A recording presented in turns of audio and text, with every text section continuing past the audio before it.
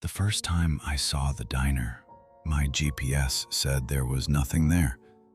Mile marker 204. I'd driven that stretch of Montana twice a week for months, and there had never been a building, never been lights, never been anything, just empty road. But that night, at 2:13 a.m., it was there. Neon sign. Diner, open 24 hours. Parking lot full of trucks that hadn't been on the road a minute earlier. The CB crackled as I slowed down. "You see it?" I grabbed the mic. "Yeah, didn't know this place was here." A pause, then, "Don't stop twice." Another voice cut in, almost talking over him. "Coffee's good, though." Then silence. No chatter, no sign-offs, just dead air. I checked my mirrors. Empty highway. No headlights, no taillights. Just me. And a full parking lot that shouldn't have been there. I didn't stop. By the time I looked back, the diner was gone. Running nights through Montana sounds worse than it is. You get used to it. Same stretch of highway, same mile markers ticking by like a metronome. After a while, you stop thinking about distance and start thinking in landmarks, fuel stops, way stations. That one broken guardrail around mile 160 that never gets fixed. My route was simple. Depot and Billings out to Missoula, then back again 2 days later. Overnight runs, mostly empty roads, just me, the engine, and whatever chatter happened to float through the CB. That's the thing about night driving out there. It's quiet. Until it isn't. First time I heard about the diner, it came up like nothing, just background noise. Two drivers talking over each other, cutting in and out through static. "Best coffee I've had in years, I'm telling you." "Yeah? Where at?" Pause. Long enough I thought the signal dropped. Then, "You'll know it when you see it." I remember smirking at that. Truckers talk like that all the time. Half directions, half stories. You learn pretty quick not to rely on any of it. Still, I keyed the mic. "Where's it at?" I asked. "I'm heading west out of Billings." Another pause. Then a different voice answered, older, rougher. "Somewhere past 180, maybe closer to 200. "That's a big range," I said. No answer right away, just static. Then quieter. "Doesn't really matter." The channel shifted after that. Someone else cut in about a scale up ahead, another driver asking about weather near Bozeman. Normal stuff. Conversation moved on like the diner hadn't even come up. But it did again the next run. Different voices this time, same kind of tone. "Place feels off, man." "You still stopped?" "Yeah." Another pause. "Shouldn't have twice." That got my attention. I leaned forward a little, turning the volume up. "Where is this place?" I asked again. Static cracked sharp across the speaker. Then one of them came back on. "You don't find it," he said. I frowned. What's that supposed to mean? No answer. Just the low hum of open channel. I drove the rest of that run without hearing anything else about it. Same road, same empty stretch between mile markers. Nothing out of place, no diner, no lights, just darkness pressing in on both sides of the highway like it always did. By the third run, I stopped asking. Figured it was just another road story, something guys pass around to stay awake on long nights, something not meant to make sense. Then, somewhere past mile 180, the CB lit up again. Different voice, same hesitation. "Anyone coming up on 204? After that third run, I started listening differently. Not just letting the CB fill the silence, actually listening. You spend enough nights on the road, you get good at filtering out the noise. Weather reports, scale warnings, guys arguing over nothing. It all blends together after a while. But this kept coming back. Never the same drivers, Never the same conversation, just pieces. You pass it, you don't turn around. Lot was full when I pulled in, didn't see a single rig on the road before it. Place don't show up on GPS. That one made me glance down at mine. Clean route line, no stops marked between mile 180 and 220. Nothing. I keyed the mic. You talking about that diner again? A burst of static answered me first, then, you seen it yet? Different voice, younger. No, I said, just hearing about it. A short pause. Then don't go looking. I leaned back in my seat, eyes on the road. Hard to look for something nobody can tell me where it is. No response. Another driver cut in, voice low, like he wasn't sure he wanted to be part of the conversation. Mile markers don't line up. That made me frown. What do you mean? You'll pass 198, then 201, then it's just there. 204? I asked. Silence. Then, yeah. The channel went quiet again after that. Not dead, just avoided. Like everyone else listening decided not to touch it. I drove that stretch slower than usual that night. Not enough to mess with my time, just enough to pay attention. Mile 180 came and went. Nothing. 185. Still nothing. 190. Same empty road, same dark fields stretching out on both sides. The kind of empty that starts to feel like it's pressing in on you the longer you look at it. I kept checking the GPS. Still clean. No structures, no exits. Just a straight line cutting through nothing. By the time I hit 198, I was watching the mile markers more than the road, counting them down, waiting for something I told myself wasn't there. 199. Then 201. I blinked. Actually blinked, like I thought I missed one. I glanced in the mirror, like somehow I'd passed it without seeing. Nothing behind me but empty highway. I looked back at the road, another marker coming up. I slowed slightly, eyes locked on it as it came into view. 202. My grip tightened a little on the wheel. Anyone else seeing this? I asked into the CB. No answer. Just that low hum of an open channel. 203 came next, right where it should be. I let out a breath I didn't realize I'd been holding.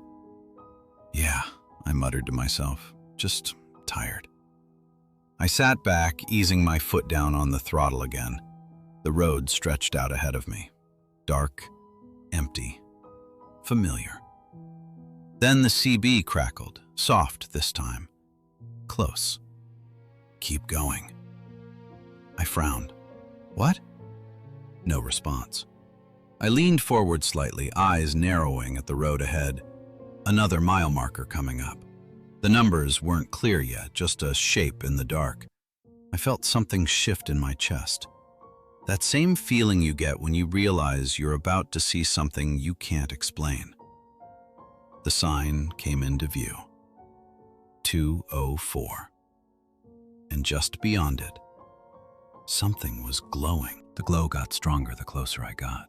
Not headlights, not a truck stop. Something steadier, warmer, fixed. I eased off the throttle, leaning forward as it came into view.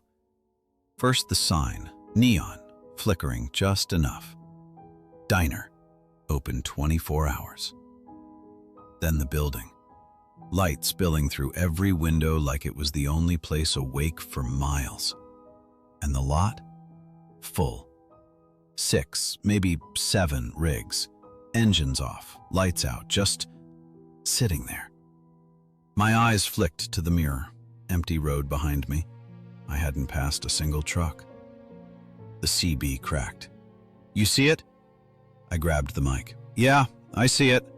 Pause. You stopping? My turn signal clicked on before I answered. Just grabbing coffee. Another voice cut in, sharper. Don't stay long. Then silence.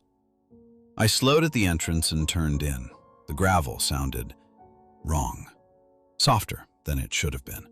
I parked off to the side, leaving space between me and the others. Up close, some of the trucks looked older. Dust along the panels, faded lettering.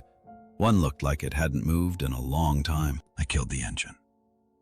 The quiet hit immediately. No highway noise, no wind, just the low hum of the diner lights. I stepped out. Cold air, coffee, grease. Familiar, but not right. I glanced back at the road. Still empty. No headlights, no movement. Inside the diner, people were already there. Waitress behind the counter, a couple booths filled. Everyone settled. No one coming or going. I walked up the steps and pulled the door open. The bell chimed. Conversation inside stopped. Not all at once, but close. Then resumed like nothing happened. I stepped in. Warm air, bright lights. Normal. The waitress looked up and smiled. "Evening." I nodded, sliding onto a stool. "Just coffee."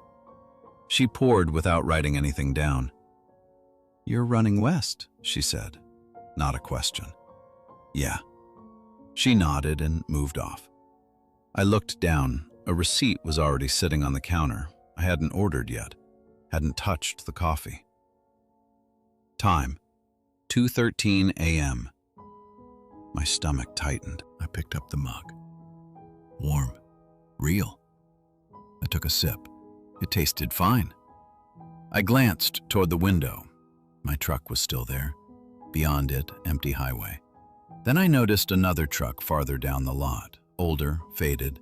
A name on the cab, something I recognized, not from seeing it, from hearing it. On the CB. My grip tightened around the mug, and that's when I realized no one in the diner was talking anymore. No one was talking. Not a single voice in the room. I hadn't noticed when it happened, just that it had.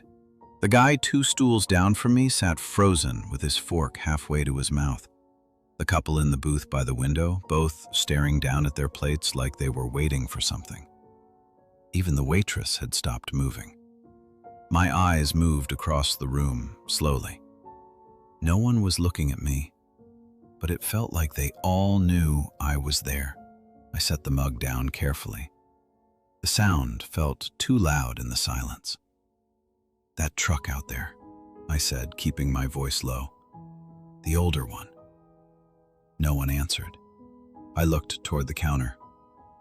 "You know who it belongs to?" The waitress turned her head just slightly. Not her body, just her head. "He comes through sometimes," she said. Her voice sounded normal. That made it worse. "Yeah?"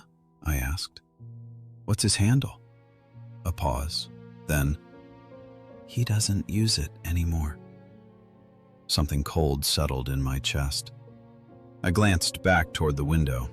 That truck hadn't moved. None of them had. "How long's it been sitting there?" I asked. The waitress didn't answer right away. Then she said, "Depends." "On what?" She looked at me now, really looked. "On whether they leave." The room stayed quiet. I swallowed, glancing down at the receipt again. 2:13 a.m. Still the same. Hadn't changed.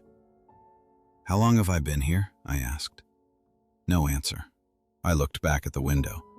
The parking lot looked different. Not empty, just still. Too still. Like nothing out there was moving unless I was looking directly at it. I stood up. The stool legs scraped against the floor. Every head in the diner turned toward me at the same time. Not delayed, not staggered. All at once. My chest tightened. "I should get back on the road," I said. No one responded. The waitress spoke again. "Most people say that." I stared at her. "What does that mean?" Another pause, then, "They just don't always do it." I didn't wait for anything else. I turned and headed for the door. Each step felt heavier than it should have, like the floor didn't want to let go. I reached the handle and pulled it open. The bell chimed again. This time, no one moved. I stepped outside. Cold air hit me hard. I didn't stop, didn't look back, just headed straight for my truck. The lot felt bigger now, the trucks spaced farther apart than they were before. I climbed up into the cab and slammed the door shut behind me. For a second, I just sat there, hands on the wheel, breathing. I looked toward the diner through the windshield.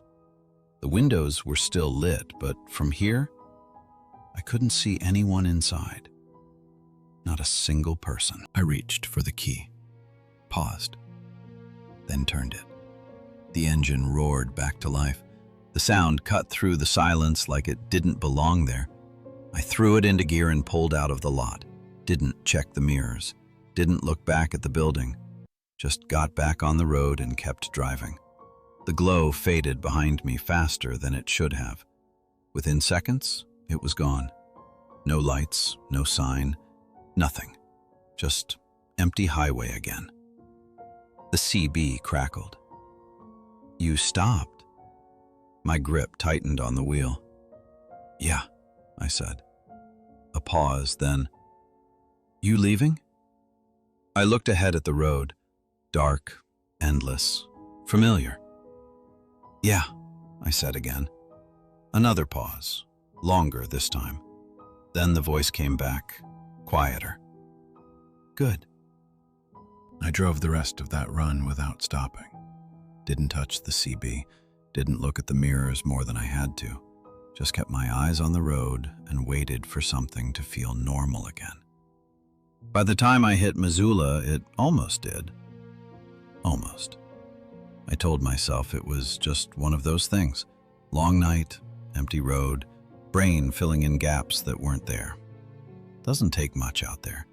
You stare at the same stretch of highway long enough, your mind starts making patterns out of nothing. That's what I told myself. And for a couple of days, I almost believed it. Until the return run. Same route, same time. Billings to Missoula. Night drive. I hit mile 180 and felt it before I saw anything. That same quiet. Not the normal kind. The kind where the road feels like it's listening. The CB clicked on by itself. Soft. Like someone easing into the channel. You heading back through? I didn't recognize the voice. I didn't answer. You stopped last time. My grip tightened on the wheel. Yeah, I said finally. A pause, then, you don't have to again. I looked down at the GPS. Clean route, nothing ahead, same as before. I'm not planning to, I said. No response, just that low hum of an open channel. Mile 190 came and went, then 198. I watched it pass this time. Didn't blink, didn't look away. Next marker came up, 201. My chest tightened. Yeah, I muttered. No. I pressed the throttle a little harder. The road stretched out ahead of me, dark, empty, normal. Then the CB cracked again, closer this time, clearer. Keep going. Same voice as before, from that night, from the diner. I didn't answer. Another mile marker came into view, 203. I exhaled slowly. This is nothing, I said under my breath. Then, 204. And just beyond it, the glow. My stomach dropped. No, I said, shaking my head. No, I'm not stopping. The light grew brighter. The sign came into view. Same neon, same flicker, same diner. The lot, still full. I kept driving, didn't slow down, didn't look at the entrance, just stayed in my lane and pushed past it. The diner slid along the edge of my vision, close enough now that I could see the trucks clearly. One of them caught my eye, parked near the front, clean, not faded, not old, clean. familiar. My hands tightened on the wheel. "No," I said again. But I looked. I couldn't not look. It was my truck. Same trailer, same markings, parked like it had been there all night. The CB hissed. "You see it now." My chest felt tight, like the air had gone thin. "That's not," I started, but the words didn't land. Because I could see it, clear as anything. My truck, already there. The diner fell behind me, the glow fading in the mirrors, then gone. I drove another 10 miles before I realized something. The road felt longer, too long, like the distance wasn't lining up. I glanced at the dash clock, 2:13 a.m. My stomach dropped.